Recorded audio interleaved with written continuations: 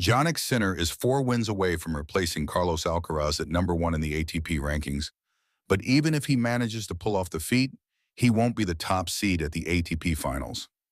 After 65 consecutive weeks at the top of the rankings, Sinner lost his position to his Spanish rival after the U.S. Open at the beginning of September, and many expected the 6-time Grand Slam winner to remain there for the rest of the year.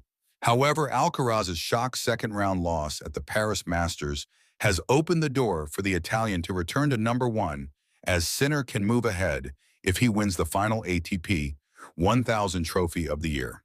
But he won't be the top seed at the ATP Finals, and the seedings are based on the ATP rankings, race to Turin, and Alcaraz is currently on 11,050 points, with Sinner able to get to a maximum of 10,000 with a title run in Paris.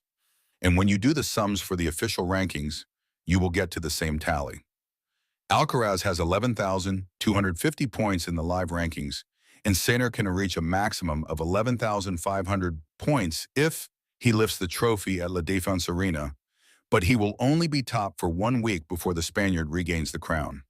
The points for the 2024 ATP Finals will drop after the final week of the regular ATP Tour action, which is November 3rd to 9th, with the Hellenic Championships in Moselle Open, the last 2 tournaments of the year.